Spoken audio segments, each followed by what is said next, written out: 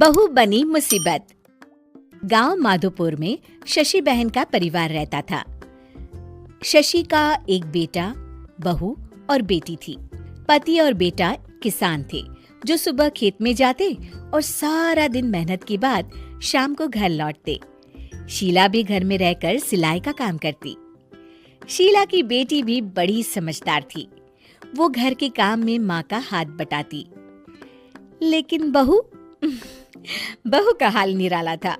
वो काम कम और मिन मेक ज्यादा निकालती, जिससे शशि और उसकी बेटी काफी परेशान रहते। एक दिन, माँ ये क्या है? ओहो, जितना बोलो लेकिन आप लोगों को तो कुछ समझ में ही नहीं आता। भाभी क्या हुआ? और माँ अभी सिलाई कर रही हैं, उन्हें बार बार मत उठाइए। मुझे बताइए हुआ क्या है?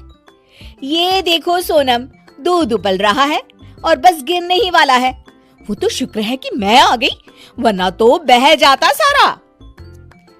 अरे पर मैं तो अभी देख कर गई थी और गैस भी धीमी थी।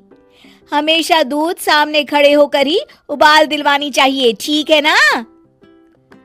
सोनम को मेघा की बात पर गुस्सा आ जाता है, लेकिन क्लेश ना हो ये सोचकर वो चुपचाप वहां से चली जाती है और सोचती है कि वो कैसे मेघा को सबक सिखाए।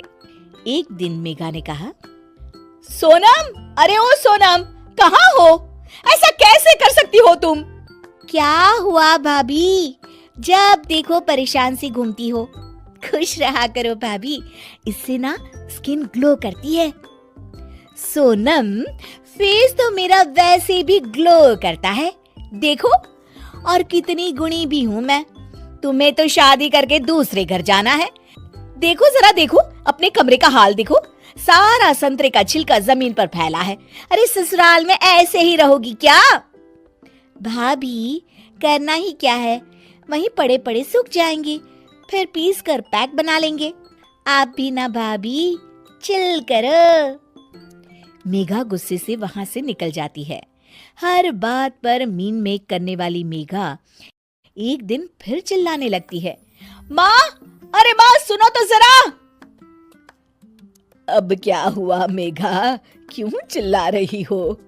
माँ ये देखो, देखो जरा, ये कांच का कटोरा जिसे टेबल के किनारे रखा है। अरे किसी का एक हाथ लगेगा और ये गिरकर टूट जाएगा। तभी मेघा के कमरे से कुछ गिरने की आवाज आती है।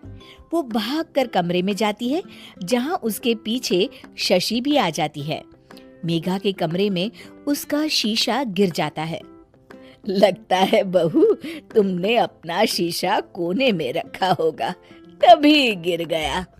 जरा दूसरों को सीख देने से पहले खुद भी अमल कर लिया करो। वहीं कमरे में पर्दे के पीछे छिपी सोनम हंस रही होती है। मेघा काफी परेशान रहती है कि उसके साथ ये क्या हो रहा है। वो सोचती है कि कैसे वो अपनी सास और ननद के सामने खुद को होशियार साबित करे। एक दिन मेघा सोनम से कहती है, सोनम, आज ना मैं तुम लोगों को चाइनीज बनाकर खिलाती हूँ। देखना मैं कितना अच्छा खाना बना लेती हूँ। फिर तुम भी ना ससुराल जाकर वैसा ही खाना बनाना और सबका दिल जीत लेना। मेघा किचन में जाती है। घर पर आज सभी मौजूद हैं, तो वो लोग भी मेघा के हाथ के खाने का इंतजार करते हैं। किचन में मेघा ढेर सारा चाउमीन बनाती है और हर किसी की प्लेट में डालकर सबको दे देती है। अचानक उसका पति हिमांशु बोल उठता है, क्या है ये, कितना गंदा बना है, छी।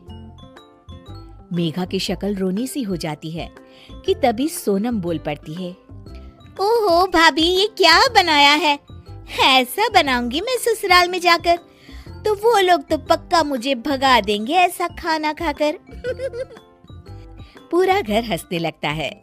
तभी मेघा की सास कहती है, कोई बात नहीं बहू, कभी कभी ऐसा हो जाता है, पर हाँ, दूसरों को सीख देने से पहले खुद का सही होना सबसे ज्यादा जरूरी होता है।